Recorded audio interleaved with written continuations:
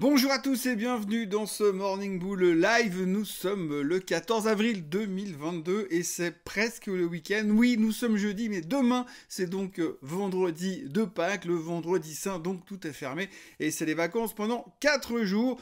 Donc petite pause et on se retrouvera mardi ou mercredi prochain en fonction des événements boursiers. Bon, bref, tout ça mis à part, il faut quand même reconnaître qu'on a eu une belle journée. Alors pas partout, c'est vrai, les Européens ont quand même passé leur temps à hésiter, il faut dire qu'ils sont quand même un tout petit peu flippés puisque tout à l'heure cet après-midi, nous aurons la réunion de la Banque Centrale Européenne qui va nous donner un petit peu son feedback, son feeling, sa vision de ce qui va pouvoir éventuellement peut-être se passer au niveau des taux en Europe, puisqu'on sait tous aujourd'hui que la BCE a la tête dans le sable depuis un bon moment, un peu à la mode des autruches, et que pour l'instant, eh bien, on attend des nouvelles pour voir à quel moment ils vont finalement commencer par bouger au niveau des taux, puisqu'on n'arrête pas de se dire que finalement, les Américains, avec une inflation de 8,5%, eh bien, ils sont déjà en retard pour la hausse des taux, alors qu'en Europe, on a déjà des pays comme l'Espagne qui sont à 9,8% d'inflation, l'Europe globalement est à 7%, et que la BCE n'a toujours pas bougé les fesses, c'est toujours pas prévu de le faire dans ces prochains mois. Donc,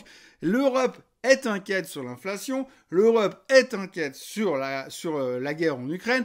L'Europe n'a pas fait grand-chose hier, mais par contre, aux États-Unis, on a assisté à un reversal de folie pour des raisons qui sont assez justifiables, mais en même temps assez discutables.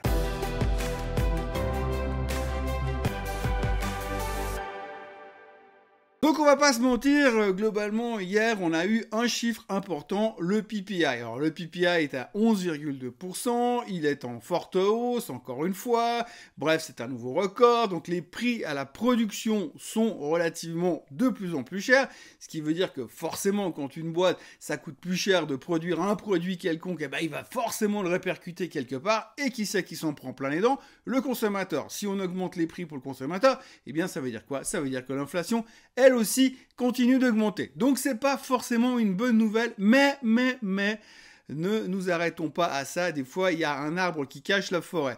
Les chiffres du PPI étaient donc relativement élevés. C'était pas forcément une bonne nouvelle. Ça, c'était le point de départ de la séance. Le truc qui s'est produit derrière, c'est que finalement, on a vu ces derniers temps que vous avez les rendements du 10 ans qui prennent l'ascenseur depuis quasiment un mois, puisqu'on est passé de 1,7% à 2,7% sur le 10 ans entre le 7 mars et aujourd'hui, enfin hier en tous les cas. Et donc du coup, ça, on sait que c'est mauvais pour la technologie.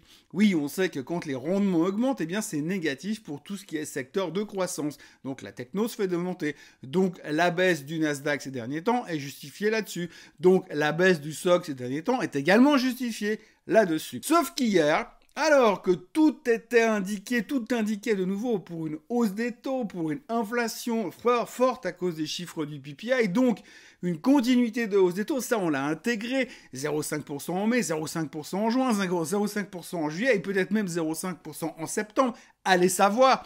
Donc tout ça on est en train de l'intégrer. Donc alors qu'on est dans ce mood-là, que les rendements du 10 ans offraient 2,78% pratiquement il y a encore 24 heures, un peu plus de 24 heures, tout d'un coup, ça s'est calmé. Tout d'un coup, le rendement du 10 ans est passé 2,75 à 2,65, 0,10% de baisse sur les rendements du 10 ans. Et ça change tout. Donc, cette infime baisse des rendements du 10 ans, 0,10%, a tout d'un coup donné un signal d'achat massif sur tout ce qui était technologie. On s'est dit, oui, forcément, si les rendements du 10 ans baissent, eh bien c'est bullish pour la techno, donc 0,10% de baisse sur les rendements du 10 ans a été transformé avec 2% de hausse sur le Nasdaq. Alors ce qui est assez intéressant à voir, c'est que le Nasdaq a rebondi bien sûr, mais si on regarde le SOX, qui lui a rebondi de manière assez spectaculaire, souvenez-vous, je vous disais hier, ce support dans la zone des 3033, eh bien, il a parfaitement fonctionné et on a un rebond assez spectaculaire qui est en train de se dessiner sur le secteur des semi-conducteurs. Comme par hasard, dans le même mood, il y a monsieur Jim Cramer sur CNBC qui est arrivé en disant qu'il fallait commencer à regarder à nouveau les semi-conducteurs. Donc ceci plus, cela fait que gentiment, eh bien, vous avez un rebond qui se dessine sur la tech et sur les semi-conducteurs. Tout ça grâce à cette baisse du rendement du 10 ans de 0,10%. Alors effectivement, cette baisse de 0,10%, elle n'est pas arrivée comme ça au milieu de nulle part. Il y a un type qui s'appelle Monsieur Waller, qui fait aussi partie de la Fed, qui était arrivé hier en disant que selon lui, et par rapport au vent Et par rapport à la météo de l'autre côté, eh bien, il se rend compte, il suppose, il imagine peut-être qu'éventuellement, c'est pas sûr, il se pourrait que, éventuellement, peut-être, eh bien, l'inflation ait atteint son pic et que le pire soit plus ou moins derrière nous. Alors, il n'en sait rien. C'est basé sur rien du tout. Il n'y a aucune théorie là-dessus. Il n'y a rien de fondamental. C'est juste son feeling. C'est guts feeling. Et donc, du coup, eh bien, par rapport à ça, le rendement du 10 ans a commencé à baisser. Ça a déclenché la hausse sur le Nasdaq. Et finalement, on a une superbe journée aux États-Unis. Enfin, une journée positive sur le marché américain. Et surtout, on a pas mal de rebonds qui se sont dessinés. Alors, hier, c'était pas tout. Il y avait aussi beaucoup de chiffres trimestriels. Enfin, beaucoup. C'était le début, c'était le coup d'envoi de la saison des résultats. Et donc, on a eu grosso modo 3 noms qu'il faut retenir hier. 4 même, allez. On va commencer par JP Morgan. Résultat nettement en dessous des attentes du marché, 42% de baisse de leurs revenus, des commentaires extrêmement prudents, ils font aussi des réserves au cas où ça tournerait mal. Et puis alors, l'excuse numéro 1 qu'on va voir revenir alors ces prochaines semaines, garantie sur facture, toute société qui aura des chiffres en dessous des attentes et qui seront décevantes aura une justification, la guerre en Ukraine. Et c'est ce qu'a fait exactement monsieur Jamie Dimon, le patron de JP Morgan hier. Si ça va mal, c'est que le trading c'est plus dur, que la pluie ça mouille et qu'en plus il y a la guerre en Ukraine et ça arrangeait pas les chiffres de JP Morgan à cause de l'argent. Donc du coup, eh bien le titre a perdu 3,2%, déception sur les chiffres de JP Morgan. De l'autre côté, on a BlackRock qui a fait des chiffres meilleurs qu'attendus, qui ne faisait strictement rien. Et puis vous avez surtout Delta Airlines. Delta Airlines a sorti des chiffres moins pires que prévu et ça aussi, ça change tout. Alors chez Delta, le marché attendait 1,27$ de perte sur le trimestre. Ils ont annoncé 1,23$. Donc moins pire qu'attendu. Ça, c'est la bonne nouvelle. La deuxième bonne nouvelle, c'est que les chiffres de trafic aérien sont en train de repartir.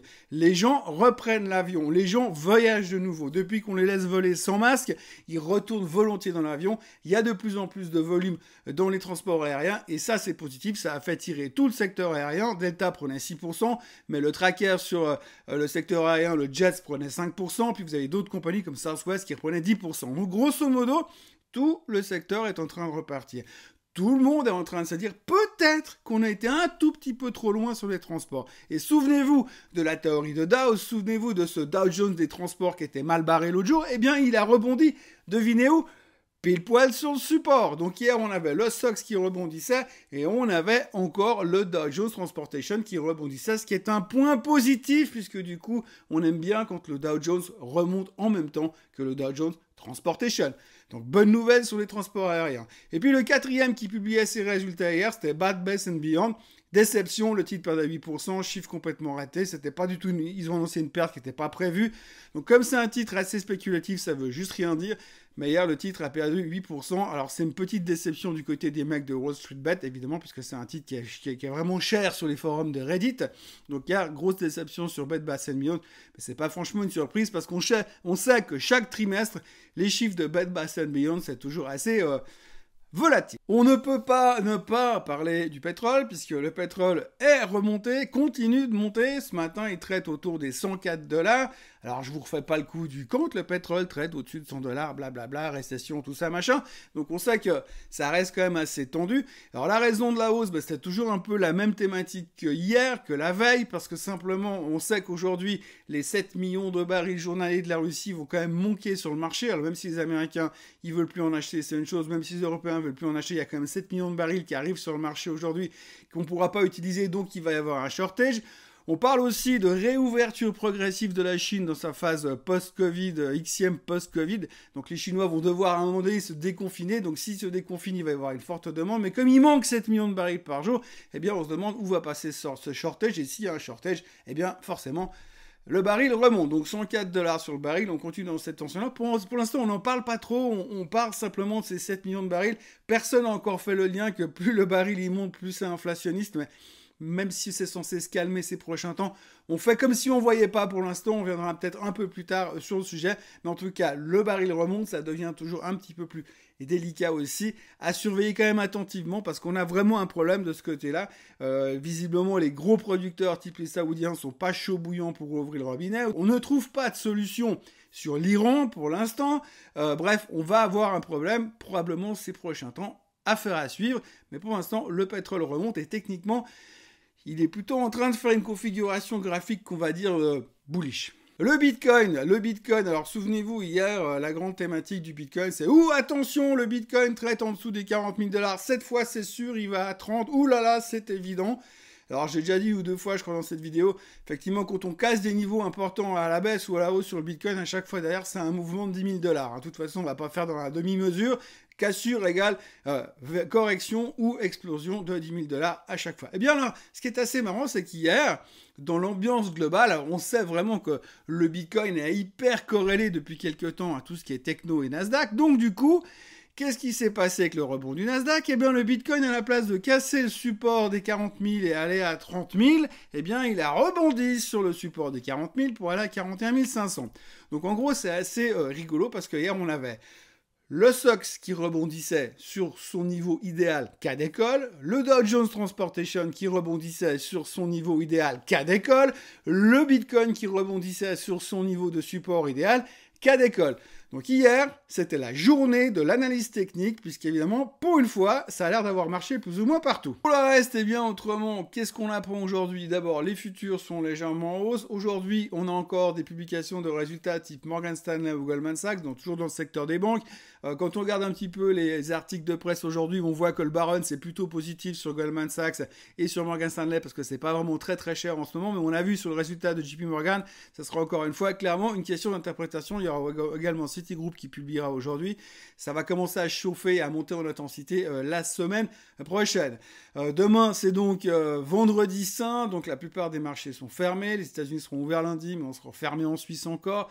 Donc la vraie vie va recommencer pour de vrai mardi prochain. Pour l'instant, on est un petit peu au middle of nowhere. On a vraiment l'impression qu'on ne sait pas trop comment se positionner. Le marché s'est bien retourné au bon endroit pour l'instant. Il va falloir surveiller un peu les événements futurs, les chiffres trimestriels entre autres. Le côté inflation, on va le mettre un petit peu de côté pour l'instant parce que les chiffres viendront pas avant un mois. Mais cet après-midi, on a les jobless claims également. On a la BCE, comme je vous l'ai dit tout à l'heure. Donc on a encore 2-3 événements qui peuvent faire bouger le marché. Mais ce soir, ce sera un long week-end et ça va calmer un petit peu tout le monde et ce sera plutôt pas mal dans l'immédiat. On notera aussi que les Américains ont débloqué un crédit de 800 millions pour livrer des hélicoptères et du matériel d'artillerie aux Ukrainiens pour tirer sur les Russes, que le vaisseau amiral des Russes est en train de couler au milieu de la mer Noire. A priori, c'est un accident selon les Russes, c'est les Ukrainiens qui l'ont coulé selon les Ukrainiens. Donc ça continue un petit peu dans cette thématique aussi. Et puis autrement, eh bien, pas grand-chose d'autre à ajouter. On va surveiller les prochains événements macroéconomiques pour essayer de se frayer un petit parcours au milieu de ce marché qui est toujours très axé, bien évidemment, sur l'inflation, sur les taux, sur la guerre en Ukraine. Voilà tout ce que je pouvais vous raconter aujourd'hui pour essayer de vous maintenir éveillé en ce jeudi matin. Comme d'habitude, c'est un énorme plaisir de vous revoir ici tous les jours. N'oubliez pas de vous abonner, si ce n'est pas encore fait, à la chaîne Suisse Côte Suisse. Vous retrouvez également mes chroniques écrites et en audio sur le site investir.ch, bien sûr. Et puis, n'oubliez pas de liker cette vidéo. Et moi, je vais vous faire encore le Swiss Bliss qui sera publié dans la journée, puisque demain c'est congé et je vais pas vous faire du stock market talking durant le vendredi saint. Il y a bien d'autres choses à faire comme manger du chocolat. Et donc le Swiss Bliss tout à l'heure et puis le prochain Morning Bull Live qui sera prévu en fonction de l'activité des marchés mardi prochain ou mercredi prochain. D'ici là, je vous souhaite une excellente journée, un super week-end de Pâques. Profitez bien et je me réjouis déjà de vous retrouver la semaine prochaine. Bye bye.